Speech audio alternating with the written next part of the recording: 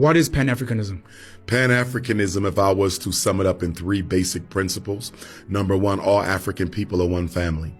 Whether you're in South Africa speaking Zulu or Xhosa, whether you're in Nigeria speaking Yoruba or Igbo, whether you're in Kenya speaking Maasai or Kikuyu, whether you're in Senegal speaking Wolof or Mandingo, whether you're in South Bronx speaking Ebonics, or in Haiti speaking French, or Brazil speaking Portuguese, we one family.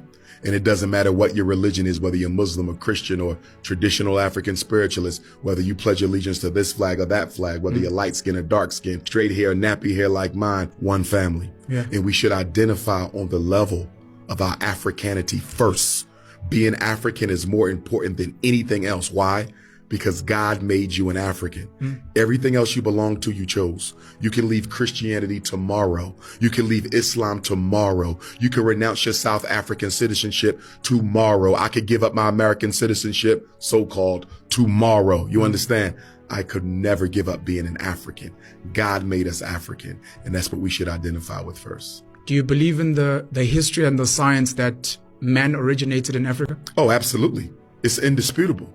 And it's interesting that you bring that up, because right now in America, we have a ridiculous dialogue going on because there's some reactionary self-hating Africans who are trying to convince other American Africans that they don't come from Africa, that they were already in America. They're positing that America, the American continent, was a cradle of civilization. Mind you, no scientific research at all backs this theory up. Okay. Even Europeans can't dispute.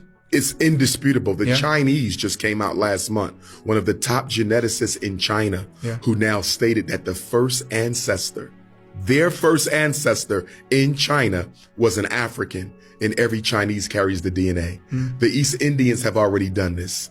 Mexicans have done it. So you mean to tell me the people in the diaspora who look the most like the African American, you have nothing to do with Africa genetically? It's ridiculous. But we have to look at the mentality behind that.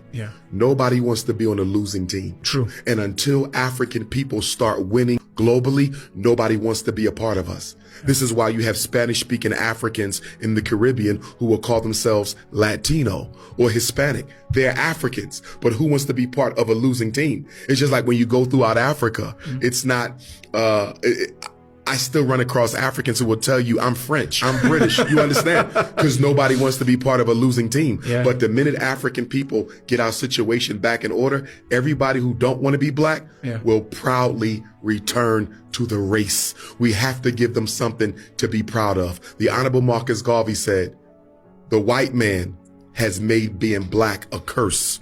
I'm going to make being black a blessing. He said we have to sell being African back to the African.